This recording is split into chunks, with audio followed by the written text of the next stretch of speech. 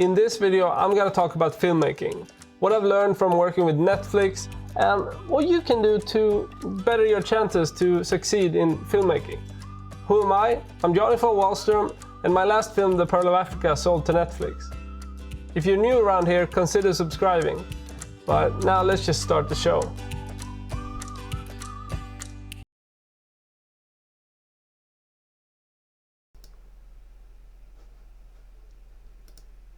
Wrong camera, here we are.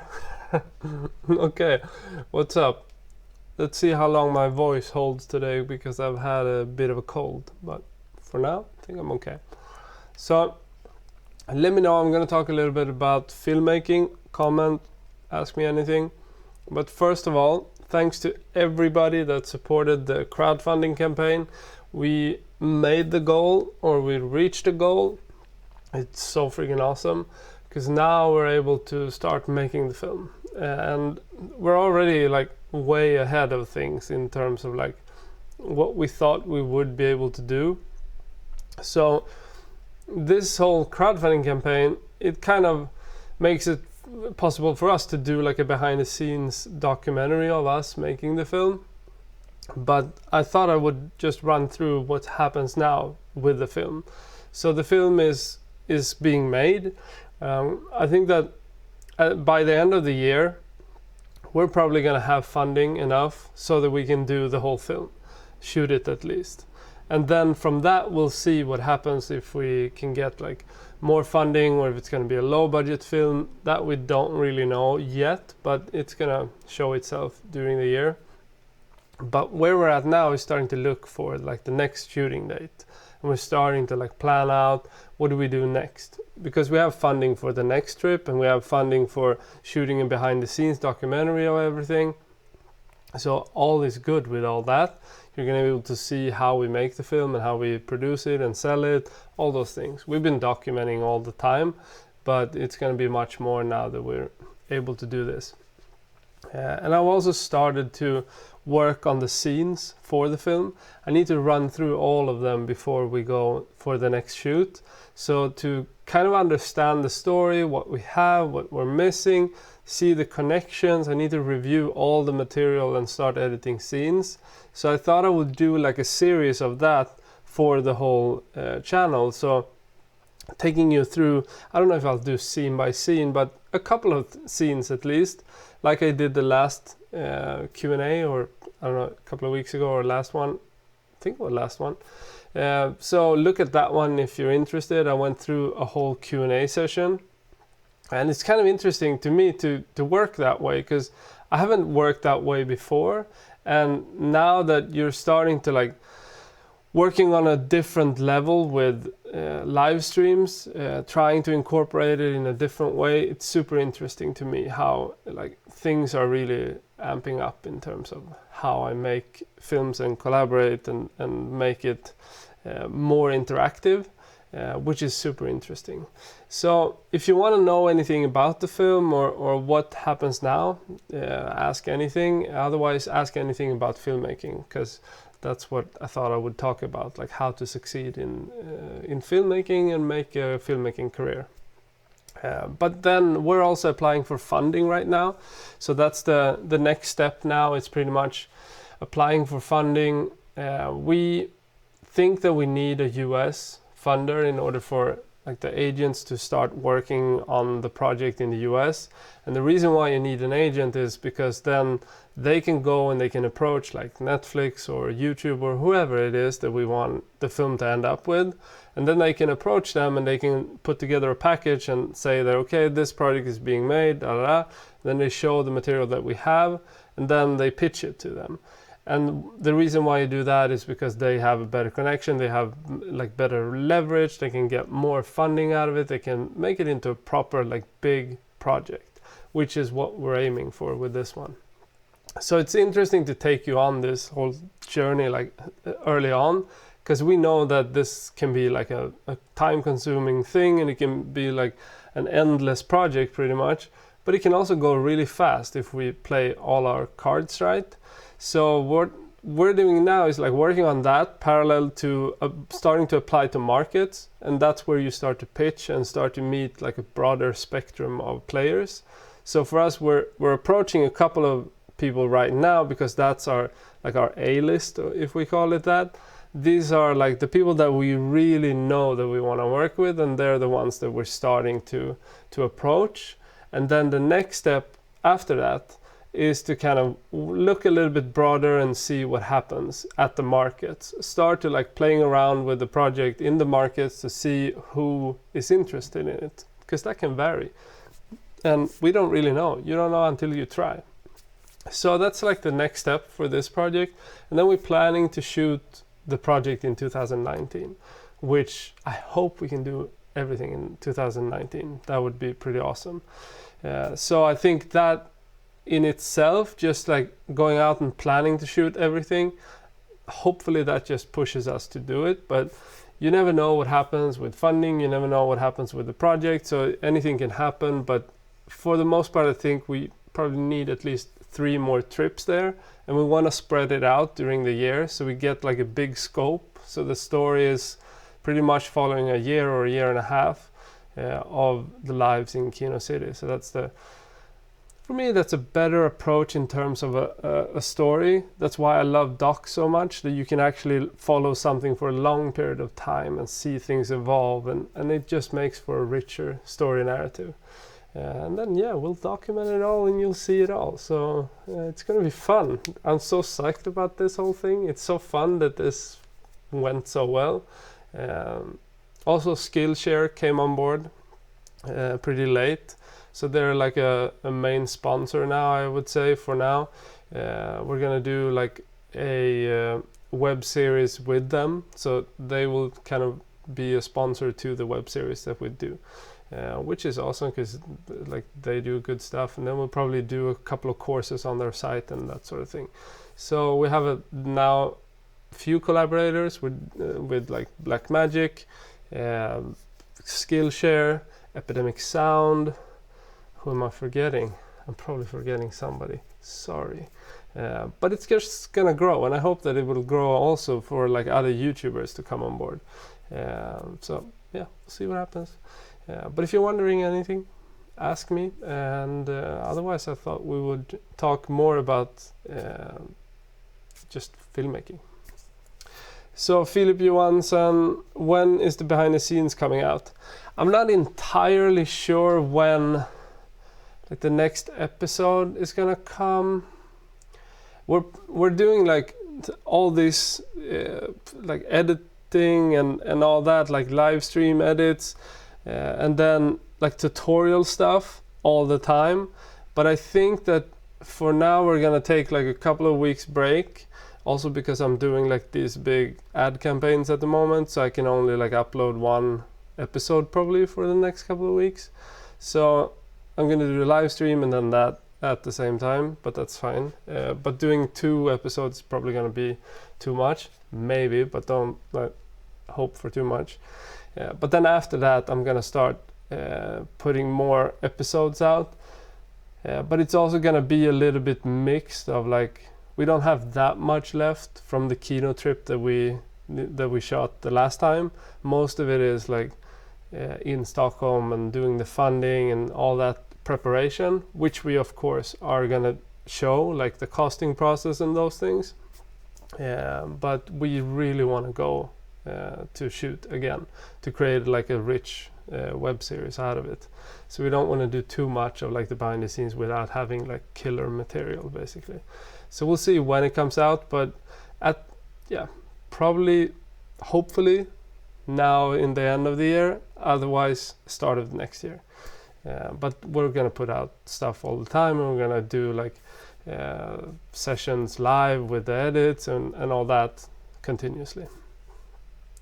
And then Matthias Herzig, ETA on the pledge rewards before, during, and after the movie is done. I think everything that we've kind of set out, I'm not sure what all the ETAs are, but I know that all the courses and all that, that's going to be now pretty soon, straight away, because we have most of it ready. I think it's only the Netflix course that we probably need to review. It's pretty much done, so we just need to finalize that. So everything is going to be done by this year, except for the stuff that's later, like the film and that sort of stuff. And then we need to start planning for like the live Q&A sessions and all the other stuff that is beyond the courses and stuff that we have. But I'll keep you guys posted, and we'll probably do like a Q&A when all this has settled in and we've made a proper plan for everything. Okay, so I'll just jump from the crowdfunding into some mistakes that I see filmmakers do. Which, I mean, these are just some of them. There's so many. And I'm also going to talk a little bit about the mistakes that I made when I made my first films. So, top 5. I think this is 5. Can always be more. I don't know. Mistakes the filmmakers do.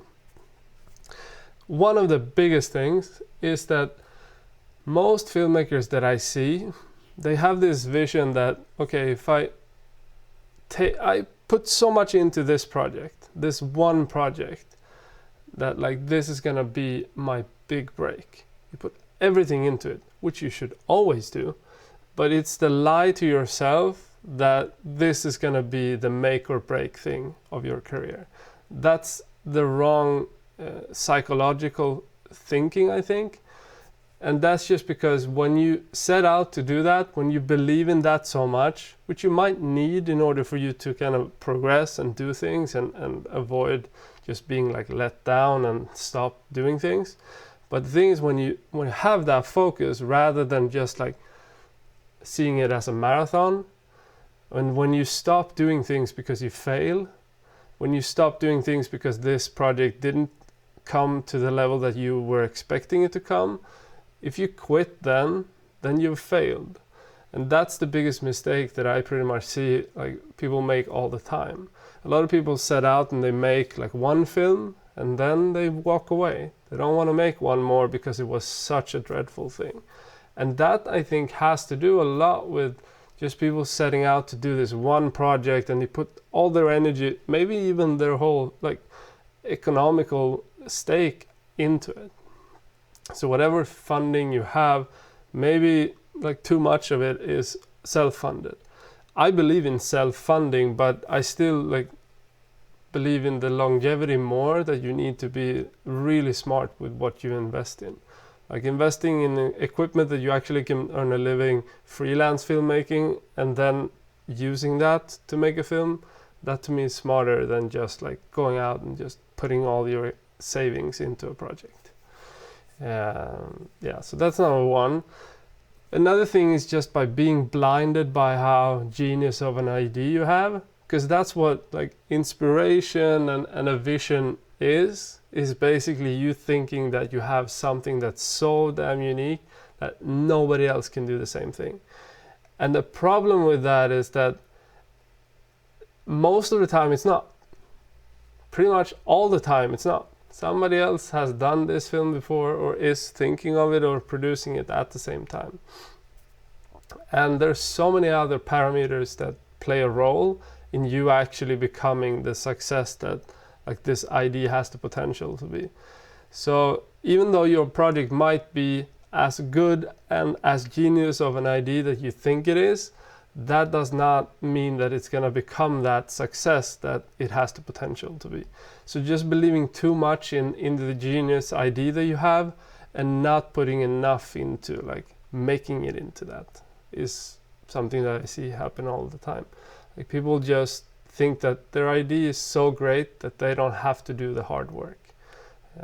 That it doesn't work that way. You have to put in so much energy into just making it become a success. That's more than having a genius idea. I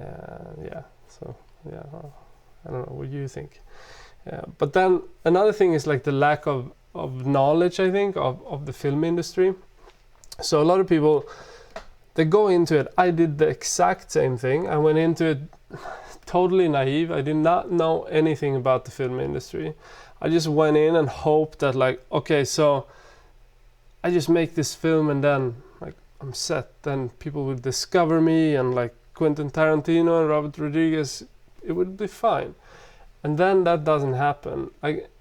As I did that, I think the best thing that I did was to take the initiative to actually distribute my own film, because going through that whole process, that taught me how the industry works. I did not know anything. I went to film school and they didn't teach me anything about how the film industry works. Like, you might know how a camera works and that type of stuff from going to film school, but you got no clue how everything else works. You don't know that you need contracts for every person that's in your film. You don't know that you need to pay people in order for them to, you know, be part of your film. You don't know all these things that then leads to you making the wrong decision all the way to selling your film and not making it sellable even. You use the music that you can't use because it's too expensive, because you liked it so much. You try to write an idea, but you don't focus enough on like doing the research and making it unique from that. And you don't do all the work that you need to do in order for your project to kind of have an angle that attracts certain type of funders. There's so many things. And I think that's a massive thing that like people don't learn enough from like looking at the industry, because they don't experience like it working. You need to work in the industry to learn how it works. And that is done by going to festival markets and that sort of thing in terms of films. But if you do commercials, for instance, you need to learn that, which is something totally different. So they don't cross over. Like if you do a music video, that does not mean that you can do a commercial, and it doesn't mean that you can do a feature film. So you need to learn the different segments. If you want one thing, then learn how that industry works. That will make it so much easier for you to succeed in that. Yeah. And then another thing is, this always happens. I think online it's the most famous mistake that people make. Focus too much on gear and things that, you know, make something smooth, or just gear. That does not help you if you want to tell a story and if you want to succeed in film, I think. I think that you need to focus on learning to tell stories, and I think you need to develop your own craft by doing, rather than, you know, looking at the next big thing that can help you to do it. Anybody that's super talented can do that with like a old pocket camera, can make something look like an Alexa, because they're, you know, masters of their craft. So it's not about the gear at all. And I just feel like people need to do more and make more if they want to have a successful career. And then the last thing is just like, you need to build a brand. It's super important.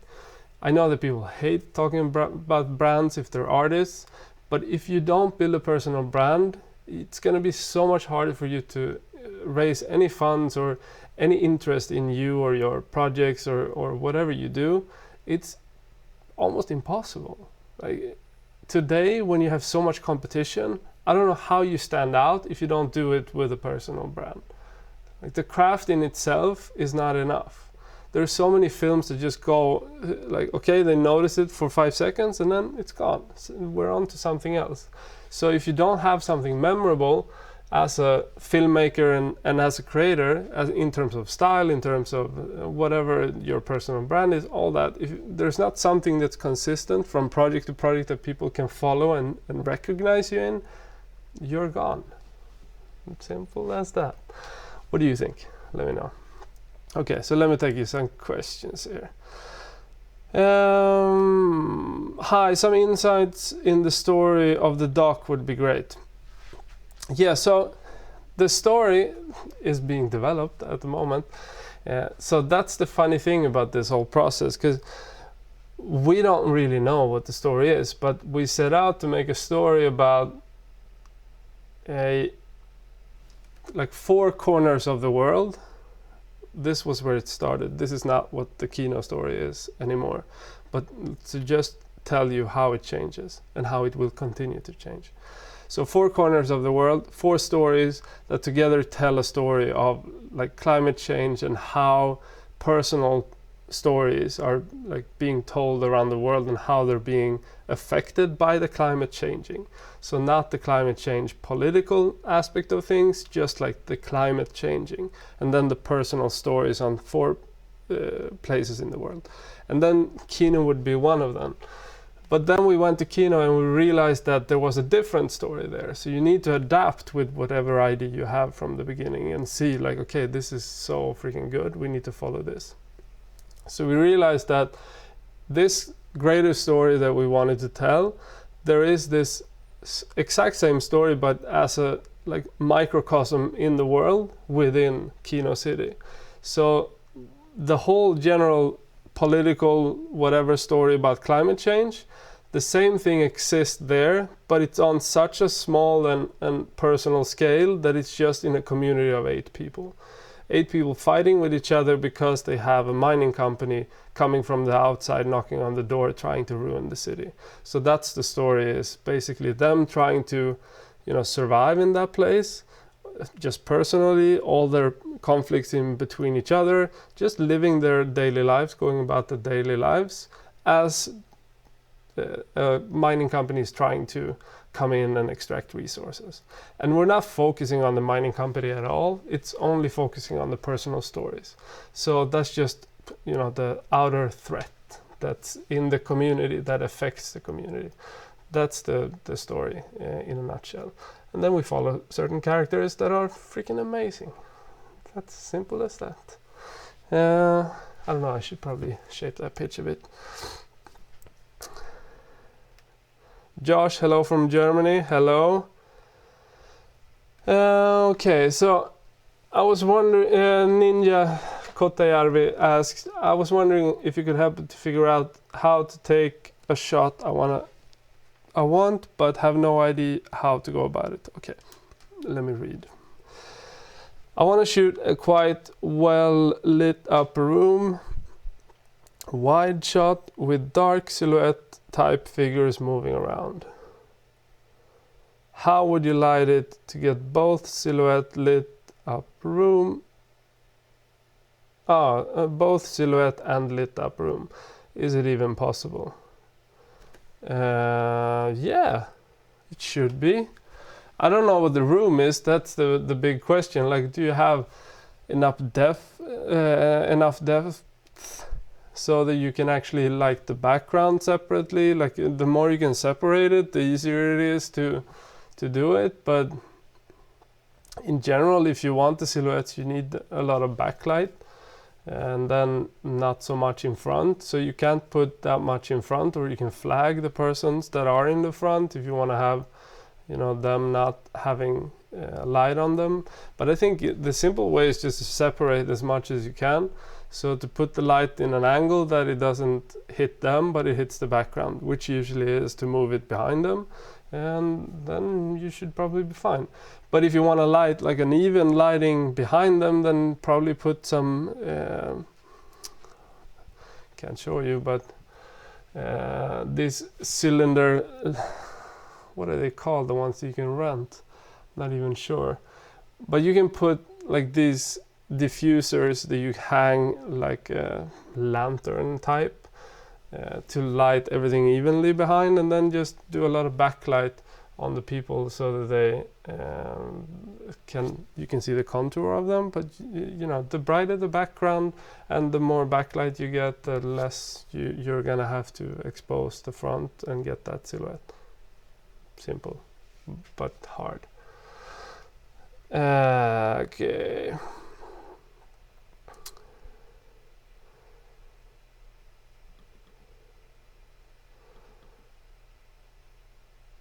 Mr. Vipidis, hey, I'm watching this instead of doing my Russian homework. That's good. It's always good to ditch homework. Mutaz Mohammed, this is why YouTube is dying. It's all about gear and selling products, and that's why your channel is one of the best filmmaking, but why it's been all about documentary. You always need to find a niche. And I think just because we're we're in the documentary like niche, whatever we do. If we do advertising, which we do, like web series is about and that sort of thing, we're still in the documentary niche. There's so many other people that do better stuff that is about film. Like for instance, if you look at Film Riot, they do a lot of horror type of stuff. That's what their niche is. And I think that you always need to like hone in on something so that people that are subscribed to the channel have something to follow along and see some consistency. I'm always worried that people will get bored because I do too much of the same thing, but I think as long as we do new different projects, people hopefully aren't bored. Like for instance, we're planning this van life series pretty soon, which I haven't talked that much about in a while, but we're pitching it to TV, so I'm not sure if it ends up there or if it's gonna be like something that we do on the YouTube channel. It's gonna be something we do on the YouTube channel, but it might be something that we do and then incorporate filmmaking into, rather than being about van life, because we're hopefully selling it as a TV series. Who knows? Hopefully.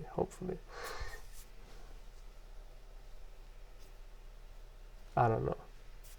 We'll know soon enough. But in general, I just feel like you need to find that. That's the same with style. It's the same with all those things. When you try to separate yourself from others, you need to pick something. And for us, it made sense to like pick documentary as the niche, and then from that do everything. So we can do everything from color grading to like story and all those things, or editing. But as long as it has like a connection to documentary, and I think that documentary filmmaking is so big that it makes sense to do it, because there's no other channel on YouTube that focuses on documentary filmmaking. So that's just something we decided this year, and hopefully like it makes sense when you look back. Who knows? You always need to make these pivoting things in life, and this is one of them. I don't know what you think. It would be interesting to hear though, if you think that we should do more than documentary. The thing is that we can do lighting and all those things, because the documentary style that I do is more cinematic and more like a mixture and mash of narrative fiction and documentary. So for instance, the commercial that we just did in Turkey this weekend, it was very much a mix of narrative fiction and documentary, but it is in like essence it's a documentary. It's a short documentary, but it's directed like a fiction film with amateur actors, I would say, partly. So certain components of it is documentary, straight up documentary, and then other scenes are straight up narrative directed scenes with the amateur actors, or documentary subjects, whatever you would like to call them. And that's how we see it. Like, we want to break down all those things, and we've shot a lot of behind the scenes for that, but we won't be able to publish the behind the scenes until I think maybe March or something. That's just what the contract says. So it's just hard to push things out as fast as we want, just because you have these limitations when you work with brands. But know that we have shot a lot of stuff that is so good. You'll see a teaser this week, but yeah, a lot of good stuff coming.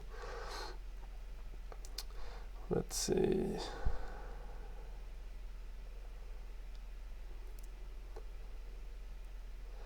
Frankland, this is so true. I always make a story before I visit here, but once you arrive at there, a lot of things were not matching with that you planned in the story, especially the atmosphere difference. Yeah, the thing is, I'm not sure who it is that said this, but if you're not, if you're doing the same film that you set out to make, you're not listening to the story or whatever story you have. You're just like focused on your vision, and I think that's a general problem when it comes to journalism as well. When you have people just going in and they take the story and they run out with it, that's the thing that you often get with docs as well. And I think that you really need to be like sensitive with stories and the people that are in the stories to listen to what the story really is. And that's one of those things where if you're just making the story you set out to make, it's probably not good even, because that's something that you can do in fiction, but in docs, like the long scope with years to make a film, that's what makes it so unique and so damn interesting to see as a narrative, because it's so unpredictable most of the time. Even though you put it into a 3-act structure, it's still so unpredictable, because you can't plan what to shoot. It's impossible. That's why I love it, at least. Okay, how did you start talking with company to support your film, and just gave us details on that? And it's about taking a screenplay for them, or is it just giving them an ID? I'm guessing, I'm not sure if you mean the commercial that I'm making, or if you mean the partners that we have in the Kino film. Because for Kino, it's like a mixture of doing things like the channel, growing that, having a big leverage to them, so showing that this is something that you should get on board. We had a behind the scenes series, for instance, which was why Black Magic was interested in collaborating. So it's those types of things that you need to kind of analyze the brands and see what they're interested in. For Skillshare, it was the same. It was just like being able to be part of a project in this form. And for Epidemic, it was the same. Epidemic is also Swedish, and I've worked with them a lot. So that's one thing. And you always need to kind of build the project to be something that's attractive to them and helps them with what they're doing. And it's a collaboration. For ads, when you do that, usually like we have, this is actually not an agent, but we have a person that we're working with a lot of the time that is kind of an agent. He used to be an agency producer for the biggest, most award-winning agency in Sweden. He did all like the big Volvo commercials. Like I think he did like the Epic Split with Van Damme and stuff. So like a big name. He usually gets like questions, oh, who do you think is right for this project? And then he is like an executive producer, you can say, on those. So in this case, he was contacted, then he contacted us and wanted us to pitch for the project. We go in and we create a pitch that's probably like 30 pages or something, where you do a lot of research into the whole subject and what you want to do with it. You get like a brief of what it is, and then you need to make that your own. Sometimes they do not buy into your vision of the project, which happens all the time. And then sometimes they think that this is perfect and they want you to make it. And this was one of those cases where I think that we changed a lot of the idea to be more like how we want to make our documentaries. So hopefully it's going to end up being like any short that we would make, but you never know. But that's usually how it goes for us. Either somebody contacts us because they heard about us, or it's somebody that recommends us. That's usually it.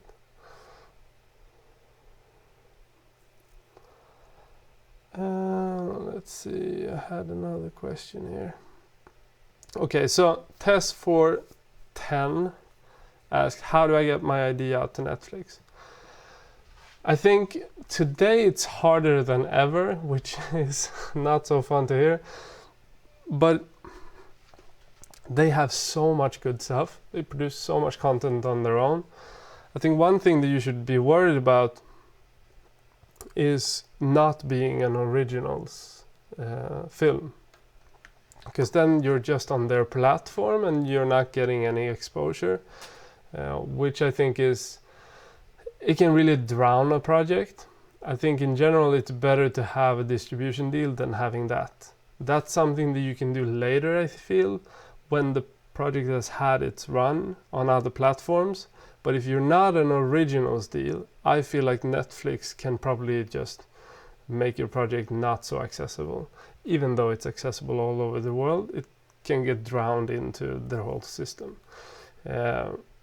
But for them to be interested, you need to pretty much get like the best people involved and all that, because you're competing with the best in Hollywood if you're looking for the original still, especially. So you have to probably become a festival darling, win A+ festivals like Berlinale, Sundance, TIFF, those types of festivals. You need to win them or do really well at them, and then win awards helps.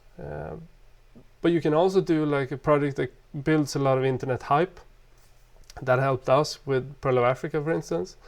But it was definitely the festivals that kind of pushed it over, and also the reps that we had, the aggregator that we had. You can also like strike gold and have a current affairs story, like both our projects has been. If you can time something, if you know what's going to be something that's talked about in 3 or 4 years when your film comes out, or that it's probable at least, then that's a bigger chance of them taking it, at least if you're the only one making it. But chances are that there's a lot of people making something about that. So then you can also go the other way to make something that's timeless, and with rare access, for instance. But it should also be like cinematically and well produced, like their shows. If you look at them and you feel like your film is any less, then you probably need to attach more of the people that can make it look like that to your project. And then like practically you need to do like we're doing now, put together a package for them, which means like a sizzle reel. You probably need a pilot, pitch deck, a team, for instance, like agents, executive producers, editors, DOP, all those things you need to kind of attach to the project. And then funding is also something that you need to have in place, and you cannot sell it to the whole world or anything, anywhere actually. You should have all the rights still. So that's kind of hard, and it is freaking hard. But you should be patient and focus on just telling a fantastic story, not be so focused on like that being the only thing that can happen. But you need to attach the experienced people that has the connection to them to make it easier, like agents and executive producers. Yeah. Hope that helps.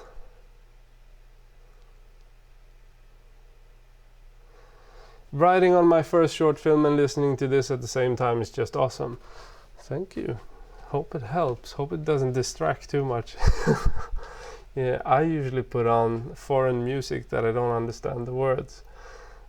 But maybe I'm like stuttering or something while I speak, because I've been flying and stuff, so maybe that helps. I don't know. Francisco, I started a mini documentary but with no script, just start to record, and now I have a lot of footage. How to start editing in that way? I think you need to just break it down and start editing and start working like scene by scene, and then you start to map it out. If you can look at the live session that I did for the Kino film, like the last live, how I edited a scene, but then also look at the editing playlist that I have. There's episodes from how we edited The Confused African, which talks about how we structured the project, which can be interesting, because it's mainly about like filtering things out. So you need to filter the scenes out so you see what connects to each other and what the narrative can be, and how you can kind of develop it. And when you've edited the scenes, you start seeing it more easy than just looking at raw material. It doesn't really help. And starting to edit something like on one timeline, a story, that's super hard. I think you need a lot of experience to be able to do that without just going in like scene by scene. It's going to start to confuse you if you don't have experience. Any tips to make footage appear sharper after denoising? Thanks, man. Yeah, actually a couple of things. sharpening, but that I would do. Okay, so this is what I would do. I would add contrast because that helps. I would probably also light, like help to push the light in certain areas. For instance, if it's my face, like push the highlights there. Don't push everything because then it won't make that big of a difference. But if you want it to be sharper on me, then push this, make it more contrasty, and yeah. And then after that, I would also like sharpen it, and then I would add film grain as well, because that, ironically enough, it makes it look sharper and more organic. Even though it actually softens the whole thing, it looks more sharp. That's what I usually do. I wouldn't go overboard with the sharpening. I would do it really subtle, and I would mask it on whatever you want to be sharp. Yeah, and then you can play around with like clarity and all those things, but I usually don't use them so much.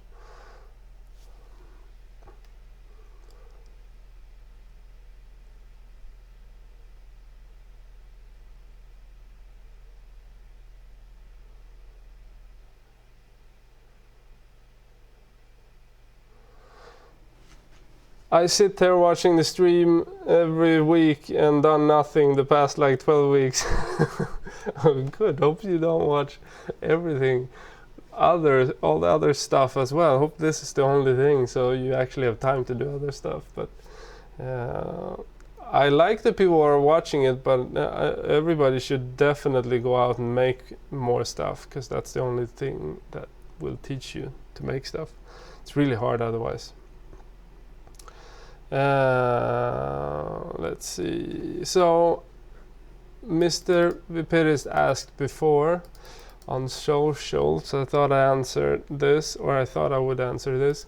How to start to practice? What can I do at home in terms of practicing camera, light, audio, so that once I'm shooting I run into fewer problems? Obviously it's great to plan and write a schedule and scripts, but what do you suggest?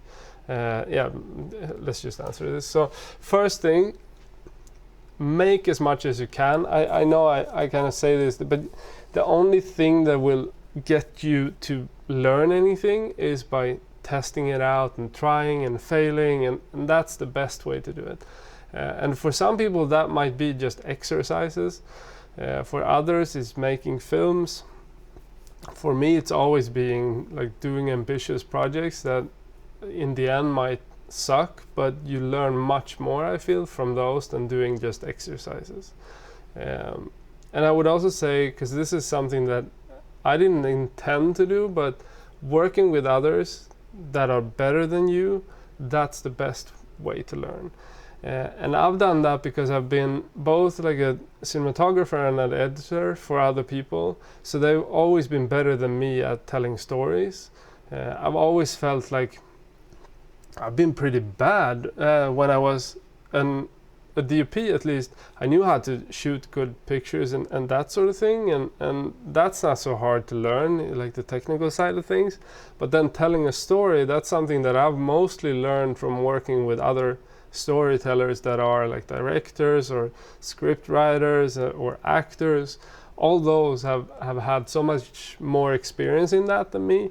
So besides like reading books, all those things, watching other films, just working with other people has taught me so much. And just because I've been like side by side with other directors and then worked with other people in editing room, having to get notes from all over the place, from producers, executive producers, directors, that like filtering that out, learning how to filter it out, learning what's relevant, what's not relevant, learning what you believe in, what you don't believe in, that teaches you so much. And I think just collaborating with better people do that. And for me also working with, for instance, gaffers has taught me so much about lighting. Working with sound designers and sound editors has taught me everything about that. Working with composers has taught me all about like music.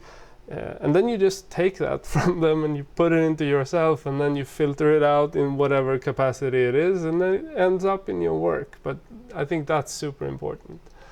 And you always, because you were onto this in your comment, you should always start by copying others, I think. That's just a natural step. I did it too. And then once you've done that for a while, you eventually find like your way of doing it. You just like find your way. It's just, it filters through you, all the stuff that you have with you, and then it ends up being something that your style is. So just start copying until you get good enough to do your own thing. And then, yeah, in general, it's just practice, practice, practice. That's what it's all about. If it's small exercises, tutorial, whatever, it doesn't really matter. I think the important thing is just to do things. And also to have a mentality that is just do a little bit all the time and not just make like the big projects. I've always had this, or I struggled with this before when I was younger. I struggled a lot with finishing any project. So I always started like new projects, and a lot of my friends did the same. So I'm thinking that this is like a common theme for probably most people. That you start things and then you move on to the next thing because it failed or you failed, and then you leave that and nothing really finishes. And that's a really bad thing, I think, because you need to learn how to finish things and to finish them on time and become more effective and learn your craft that way. And even though it ends up being a bad end result, it's better to have finished the stuff and leave it and get rid of it than sit with it for like 8 years and still dwell about what's going to happen to it. That's just my thoughts on it, at least. Let's see here. Matthias Hersig, I'm 27, but kind of late to get interested in cinematography as a work decision in my life. But I've always surrounded myself with creatives as I lived in extreme sports, and the way I'm gonna try to make it is that I'm slowly investing more and more in getting better things, to be able to do gigs, own movie, during the time that I already contacted a very experienced cinematographer. I'll be working as an assistant during this winter and learn as much as I can. And the long term, I'm planning to work with different jobs on the side, work free as an assistant until I feel that I got experience enough. Yeah, I think that sounds perfect. That's how I would do it.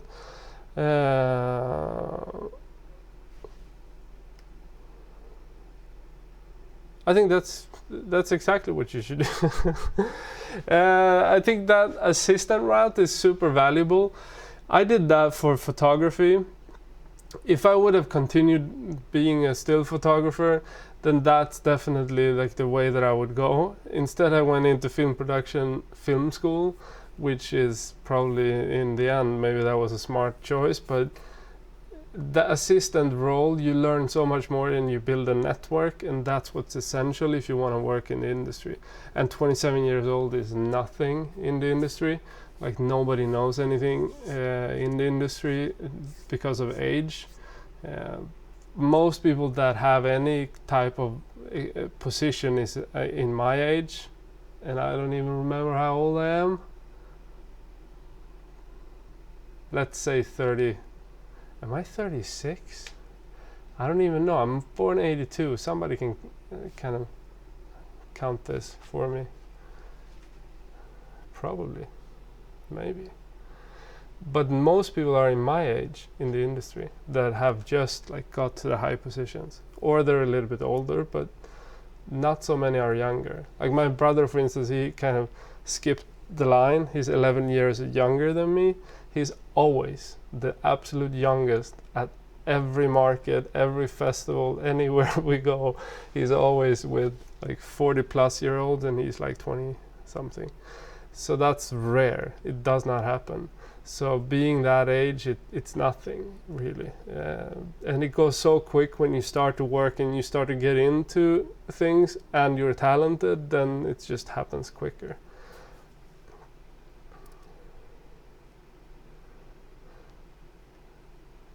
Oh, let's see. how do you divide a scene and do a scene breakdown? For me, like I usually just cut the scene and then I just watch it and analyze it and look for like natural story things, so like story narrative. If we take the scene that I cut, for instance, as an example, I saw that and I saw that, okay, this is probably 2 scenes at least, and then I skipped like the first part of it. I didn't edit in the live stream, so I just jumped into a scene that I felt was okay. Now he's going straight here to dig, and then he's going to talk about the festival ground. This might not make sense if you haven't seen the editing episode, but the reason why I took out the other part was because it was focused on a different subject, which was the festival, but it was more in like an introductional part of it, like more or deepening understanding of the festival. It was a different topic within the same scene. There was 2 different topics, so you need to try to like separate them and break them out in that way. But the only thing that I don't analyze the scenes until I've edited all the scenes. Like I do analyze a little bit while I do it and try to connect things as much as I can, but it's not like a scene breakdown at all. I just have the in the back of my mind, I have the idea of what the general premise is, and I try to think about that. Like everything should connect to that. But I talk more about it in that scene editing episode. So if you haven't seen that, then that's probably a good place to start. And I'm gonna do much more of this as that whole process progresses during this winter.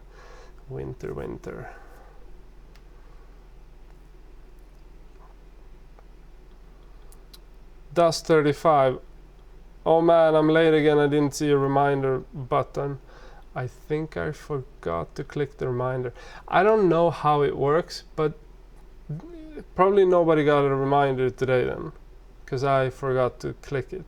I thought it was mainly for me that I got reminded, but I don't know anything about YouTube really. Let me know if that's something that happened today.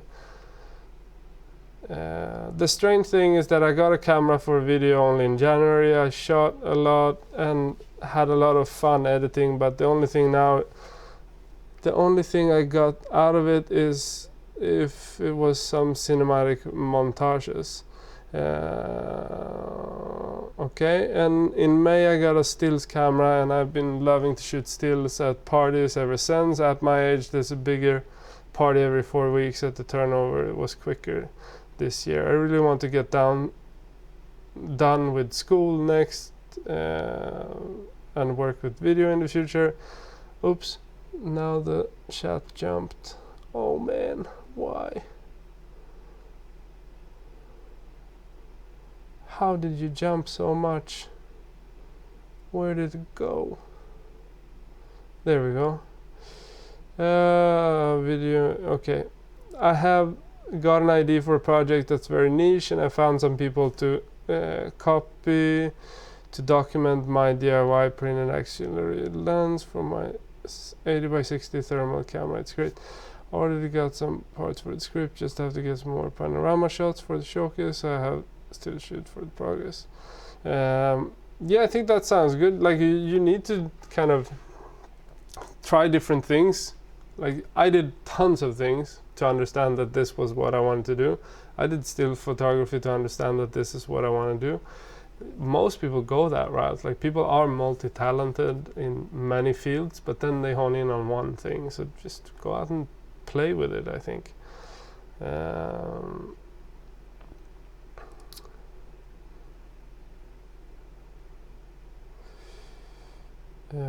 James C, love your style. Do you save all your raw video files? If so, what do you use? I do save all of my raw video files, unfortunately, on many hard drives. I just ordered new today. Man, I just started shooting in 4K. It's gonna get so big, but what are you supposed to do? Like I want it to be in RAW.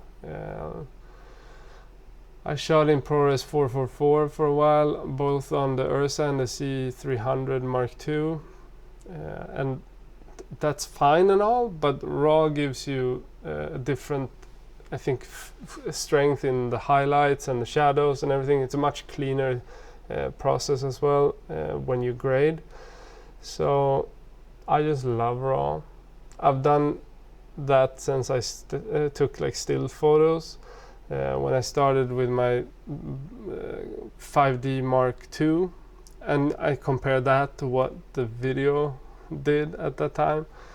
You know, that resolution and that sharpness and that dynamic range, you had a pop that like the video files never had, not even the red cameras at that moment. So I just felt like that's just things, you know, and I still feel that way with RAW. It just has a unique look and dynamic range that nothing compares to it, I feel, especially if you love grading. Yeah.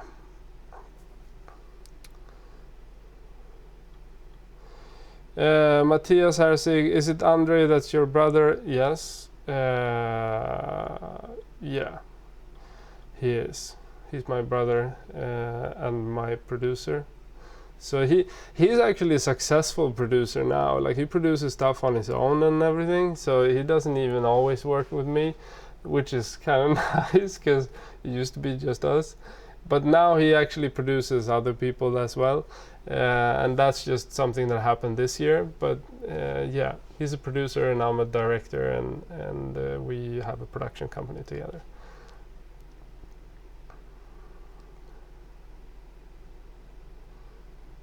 Okay, Ahmed, hey, love this channel. My question is basic. When shooting a doc, how do you find footage verite that's strong enough to engage the viewer? I think that's the hard part, because it comes a little bit with the experience. What I did previously, like when I started out, I just saw it very simple as like anything that shows real life, just following them, and then you can tell the story with like a voiceover or something like that. And that does work. Like, I think for the most part, Pearl of Africa was probably shot like that. And then certain scenes were like, okay, these are magical scenes. For instance, when they walk up on the mountain and you can see their love, and it's a love story, so you can see their love as they walk up. Like, everything in the film is in that scene. When I understood that that's what makes for the strongest scenes, I started to try to figure out a way how I could direct scenes or like cast scenes or plan the certain scenes that is in every scene. And it doesn't really work. Like, you don't get it in every scene, but you really need to have like a really solid understanding of what you're approaching and why, to be able to direct the story in the way that you want it to go. So for instance, if you look at the scene with Scott that I edited in the last live stream, it's so much about like telling a story that kind of unfolds as it happens. Like, the verite style is just following things as it unfolds, pretty much.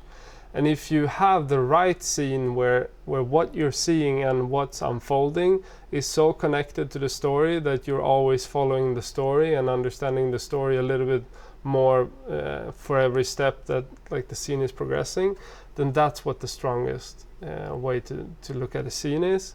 And for me, like, I always try to cast the right people that has that in their lives. I feel like when you cast the wrong people, it's so much harder. We had, for instance, a general concept for the ad that I just shot that was a different character, a different like overall concept. And when that was set, we had casted a certain type of persons for that. And then, because this always happens with like collaborations, like agency work and brand work is, so they wanted a different one, and then we need to go with that one. That's the most difficult situation that you can get in as a storyteller, because you need to go back and you need to redo everything and try to research and find a different story. And I think we succeeded with that and found a strong story in the end, but it took so much work and it took so much tweaking from the original idea to get it to a place where you actually had something that like fits together and strengthens each other, because every scene that you have needs to tell that story. And if you have a scene that's not relevant to the story and the general conflict, then your scene is not going to work pretty much. That's what I always look for now, is like to cast the right people that makes it easier for you to just follow them, verite style, and it just happens. And that comes from casting the right people and then picking the right situations that you put them in, which usually is like anything that's related to the conflict. But you also need like a nuance and depth to it. So it can't just be like, if it's a political person, let's say a politician, you can't just follow the politics or the politician in his daily life as a politician if you want to make it more fun for people to watch than anybody that's interested in politics. If you wanted to like go beyond that, you need to find other scenes and more human parts of his life or her life. And if you do that, then you're gonna get the right scenes, I think. But that's what I always look for, at least. Hope that kind of explains it. It's really hard though, and I think with experience it makes it easier, but it's never easy.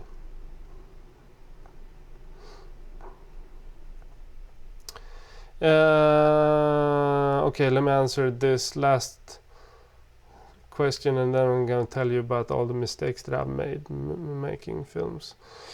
Contradicting your stream title, what's the best thing you've had learned from the beginning of cinematography? What's the one thing that helped you the most that you had naturally? I think that the biggest thing for me is probably just like being patient and observing, just being the type of photographer that likes capturing moments and then embracing that and making that into my style. Because like most people that direct, that I've been around that directs, they take a lot of space.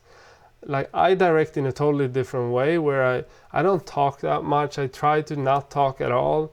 Like we talk in the beginning and we introduce like our relationship. It starts somewhere and all that, but for the most part I'm just being quiet and just observing, and that's probably the Swedish side of me that has that. But I think that's the thing that I've made into my style, and then what I've had to work on to get that to really be interesting is to have that with the dynamics of the other part, which is really taking space and actually directing and telling people what to do, because that was harder for me. So meshing them was the hard part, because like I feel uncomfortable, or not nowadays, but I used to feel uncomfortable with, for instance, when I was a still photographer and I went to these big gatherings with like conferences and stuff, and I was supposed to take a group photo.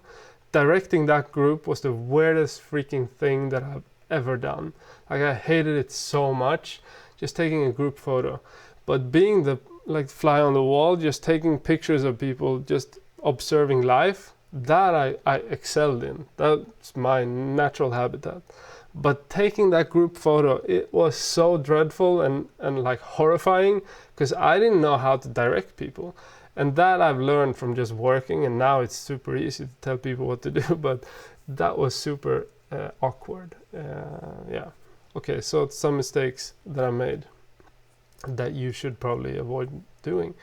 So the top thing that I did, and I think a lot of people that I went to film school did as well, was to think that somebody else, a producer for instance, would be the only thing that they needed to succeed. Like they would always need somebody else to make or break their project, and that was so false, because the only thing that actually made the project in the end was that we stuck in there and made the project, the team that was most passionate about it. Another thing was that I thought that my craft was better than it was. Like if you look back at it, I can look at, for instance, Zero Silence, and I can see like this is actually pretty good, but there's so much that I lacked in, so the consistency wasn't at the level that it's now. But it was already then, it was really good. But if you look at the stuff I did previously to that, it sucked so much. So I was actually at the stage where I had like found my cinematic style already, because I've done so much TV and stuff, and I failed there rather than like in my films.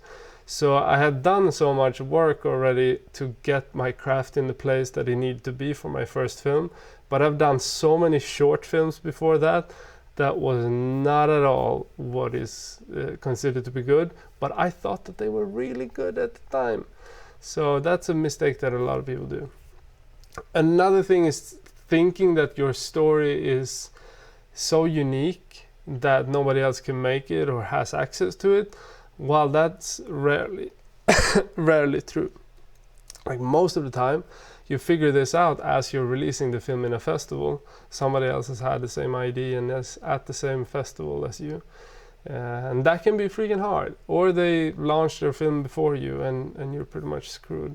That's a real thing. So you need to really try to make it as uniquely you as you can to make it stand out. And not copy people when you get to that stage where you try to put yourself out there as like something to judge, because that's what you will be judged off of those works.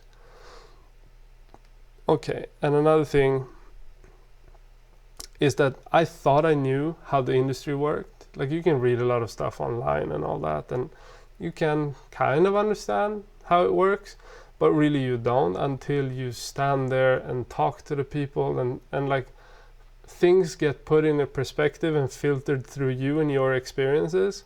So for me, going to festival markets and going and meeting with actually broadcasters and commissioning editors and funders and all those, that was when I started to understand how things are connected and how I need to adapt what I do in order for me to kind of succeed in that space.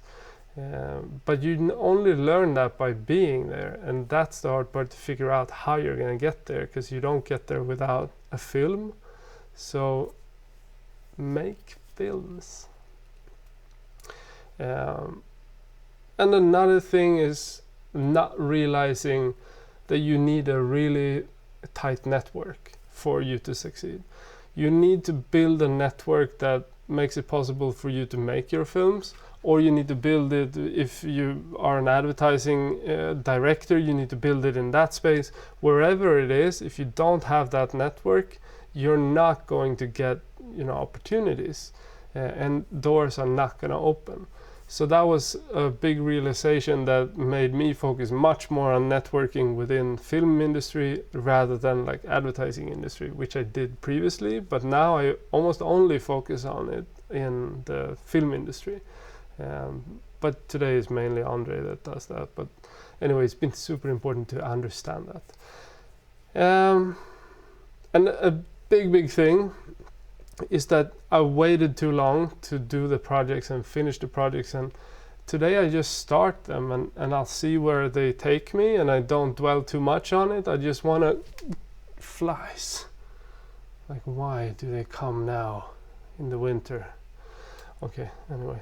So just like, you need to really focus on your projects all the time. Like just focus in on them, make them happen, and like you only do that by caring for them. So pick a subject or something that you want to stick in with. And I was just also naive to think that my film would sell, which it rarely does. So be aware of that, and it's a long-term game, and the first film might only be like a business card type of thing, then like selling it or something like that, or getting it distributed. Maybe it's only something that helps you get the next film distributed. And yeah, that was my main mistakes. Let me see. Let me get a last question here before I have to head out.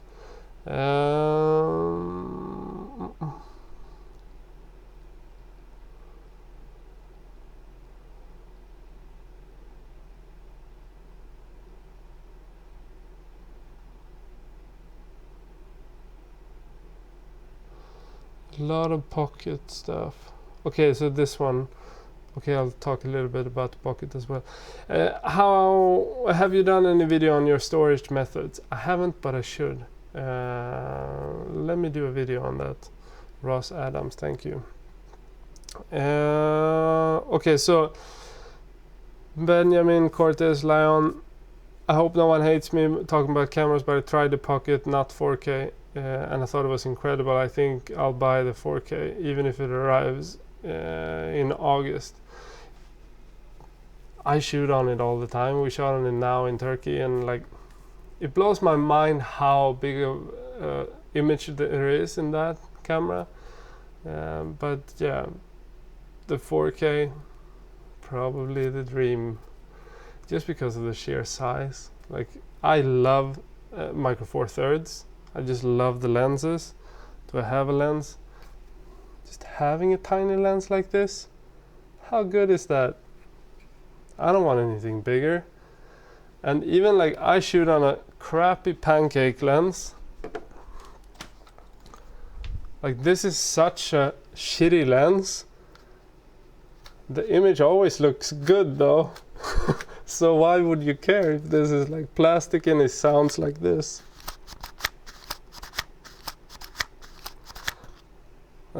No, it's not the filter, it actually sounds like this.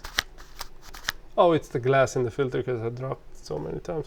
But anyway, like, shitty lenses, don't be afraid of them. Like, the camera, if it's good enough, then it's gonna look fine anyways. So yeah, Pocket 4K, absolutely.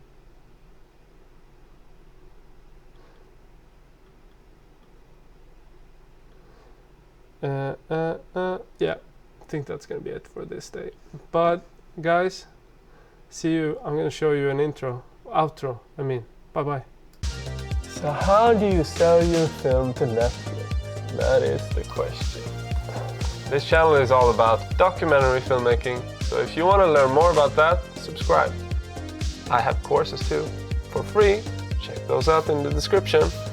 And otherwise, yeah, just subscribe, pal. Do yourself a favor. I won't sugarcoat things like your mom would, but selling a film to Netflix is freaking hard. I'll tell you more about it later though, so subscribe.